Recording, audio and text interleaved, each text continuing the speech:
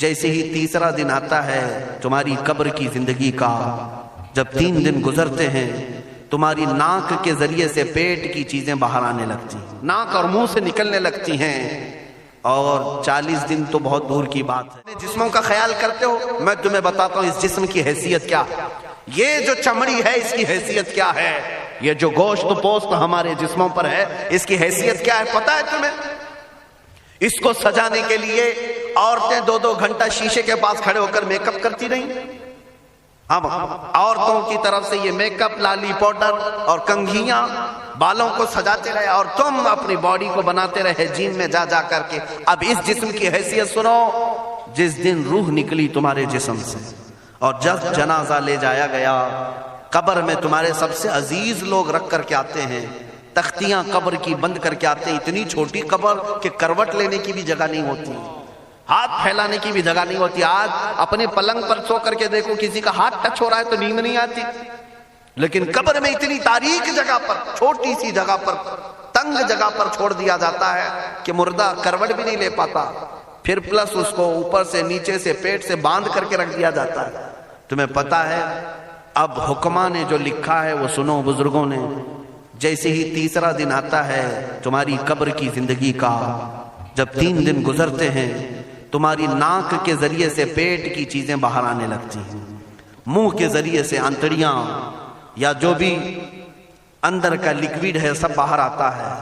5ویں دن کان کے اندر سے بھیجا نکلنے لگ جاتا ہے، یہ جو بھیجا سر کے اندر ہے وہ ختم ہو کر کے سڑ کر کے پیپ کی شکل میں کانوں سے باہر آنے لگ جاتا ہے، ناک اور منہ سے پیٹ کی چیزیں، کلیجہ خون بن جاتا ہے، دیگر چیزیں سب کان اور ناک اور منہ سے نکلنے لگتی ہیں، اور 40 دن تو بہت دور کی بات ہے، 8ویں دن اس کا پیٹ پھٹ جاتا ہے، پیٹ پھولتے پھولتے پھٹ جاتا ہے، اور جیسی پیٹ پھٹتا ہے قبر میں کیڑے پیدا کیے جاتے ہیں۔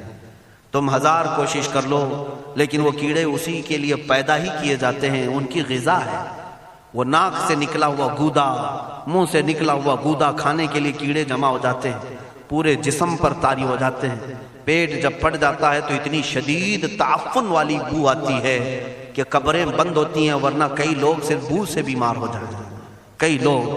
اور یہی ہمارے جسم کی حیثیت ہے، یہی ہمارے جسم کی حقیقت ہے۔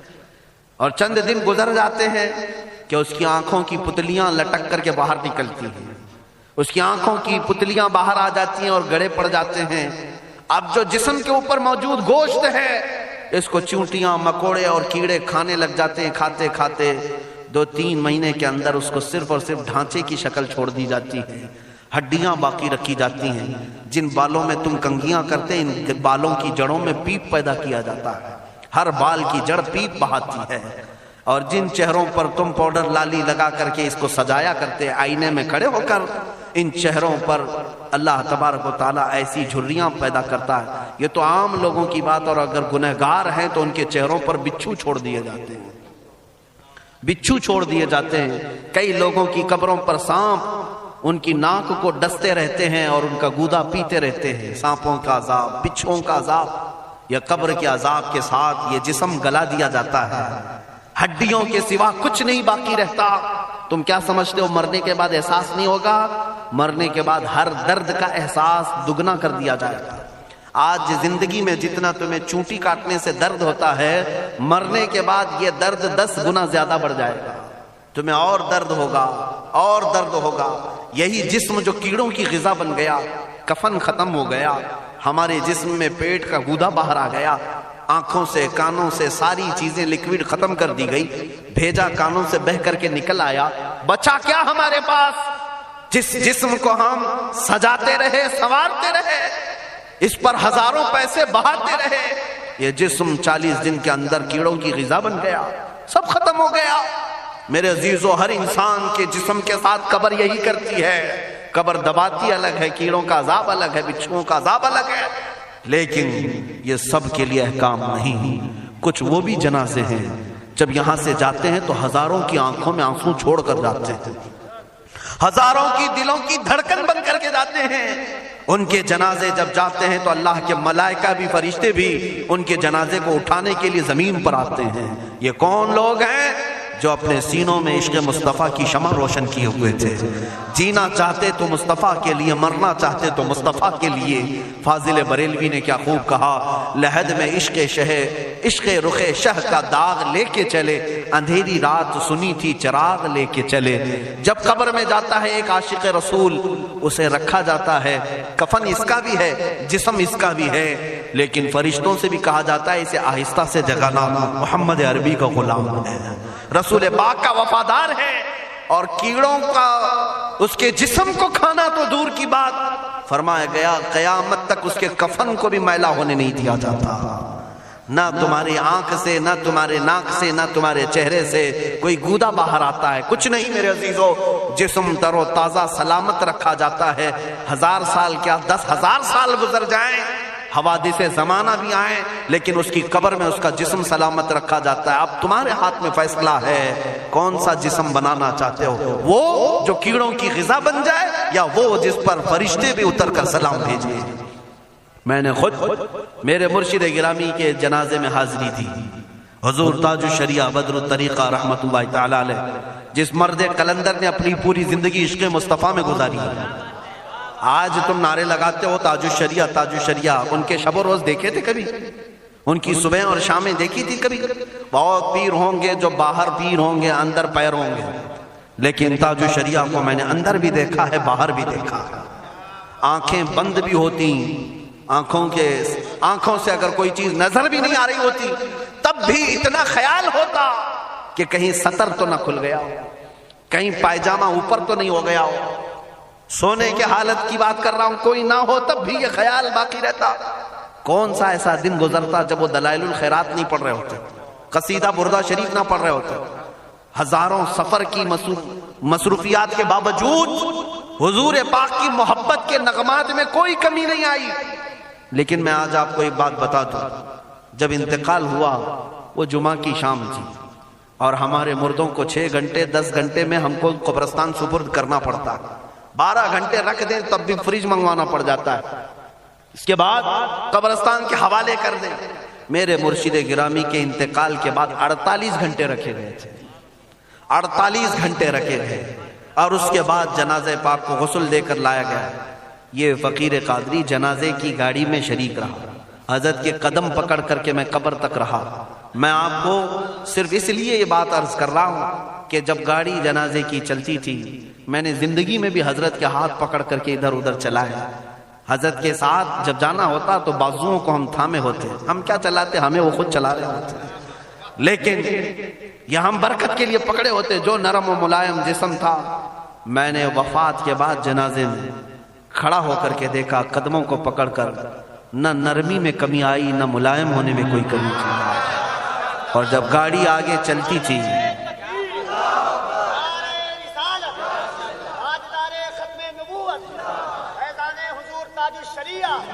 جب آپ گاڑی جنازہ جس پر رکھا ہوا تھا چلتی تھی، تو میرے عزیزو زندگی میں جس طرح جسم نرم ملائم تھا، میں نے دیکھا کہ گاڑی جب اس کے دھڑکے ہوتے تھے ادھر ادھر، تو پیٹ مبارک اور سینے مبارک ویسے ہی ہلتا تھا جیسے کسی زندے کا ہلتا.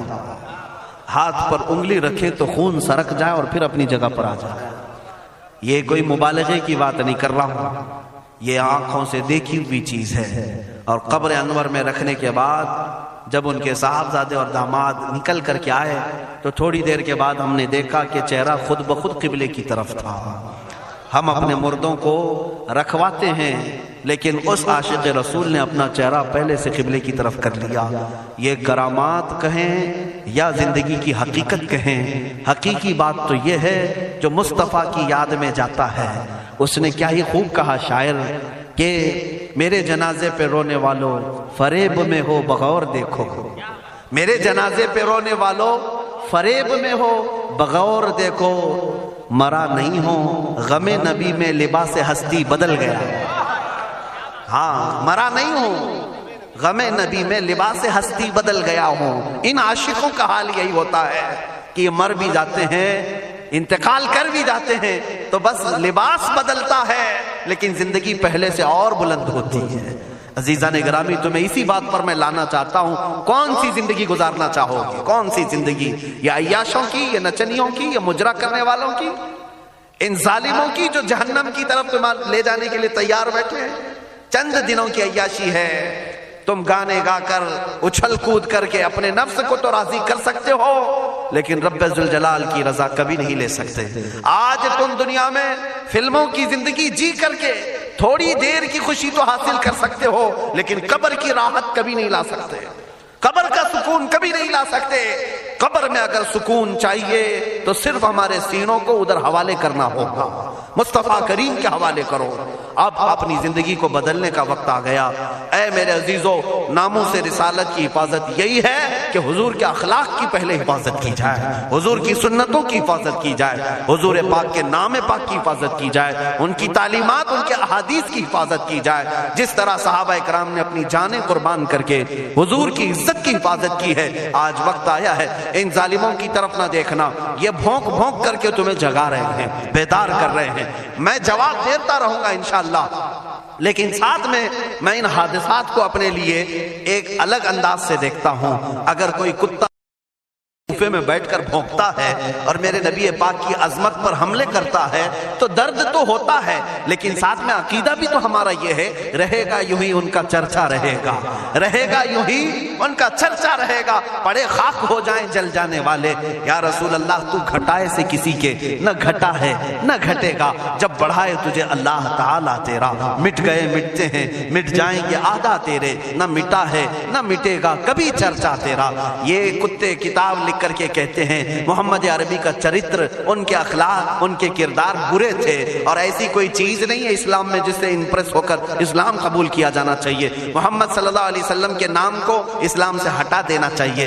ان ظالموں کو میں جواب دینا چاہتا ہوں، اے مسلمانوں، یہ تمہیں جگانے کے لیے آ رہے ہیں، یہ تمہیں بیدار کرنا چاہ رہے ہیں۔ اب اٹھو اور یہ بتاؤ تم کہاں کہاں سے میرے نبی کو مٹاؤ گے، کہاں کہاں سے؟ ارے ہمارے گھروں میں بچوں کی ولادت بھی ہوتی ہے، کان میں اگر ہم اللہ کا نام لیتے ہیں تو ساتھ میں محمد کا بھی نام ہے۔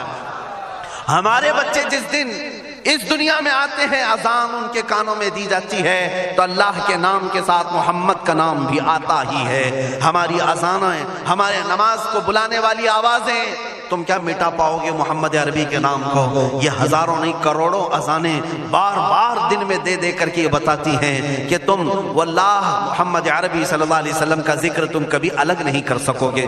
ذکر خدا جو ان سے جدا چاہو نجدی ہو، واللہ ذکر حق نہیں گنجی سقر کی ہے۔ حضور پاک کا نام کہاں سے ہٹاؤ گے؟ اذانوں سے ہٹاؤ گے، اقامت سے ہٹاؤ گے، نمازوں سے ہٹاؤ گے؟ بلکہ اقبال نے کیا ہی خوب کہا تھا، دشت میں دامن کوہسار میں میدان میں ہے۔ کہاں ہے یہ نام؟ دشت میں دامن کوہسار میں میدان میں محمد ہے، بحر میں موج کی آغوش میں طوفان میں محمد ہے، چین کے شہر مراکش کے بیابان میں محمد ہے، اور پوشیدہ ہر مسلمان کے ایمان میں محمد ہے۔ میں نے یہ تبدیل کر کے اسی لیے پڑھا ہے کہ ہر جگہ محمد ہے۔ رسول پاک صلی اللہ علیہ وسلم کو تم کہاں سے ہٹاؤ گے؟ ہمارے کروڑوں کی زندگیاں اس نام پاک پر قربان، اس نام پاک پر قربان۔ ان ظالموں کو یہ بات بتا دینا، اس نام پاک پر اللہ نے نقطہ تک نہیں رکھا ہے۔ محمد عربی صلی اللہ علیہ وسلم کے نام پاک پر نقطہ تک نہیں، عیب تو بہت دور کی بات ہے۔ اور مٹانے کی بات کرتے ہو، مٹانے کے لیے تم اس کا ایک لفظ تک نہیں مٹا پاؤ گے۔ محمد عربی اس عظیم ہستی کا نام ہے جس کی جڑیں تحت الثری میں ہیں، جس کی شاخیں اوج ثریا پر ہیں۔ حضور پاک صلی اللہ علیہ وسلم کو اللہ نے رفعنا لک ذکرک کہہ کر کے بلند فرما دیا ہے۔ کسی کے گھٹانے سے حضور کا نام کبھی نہیں گھٹے گا۔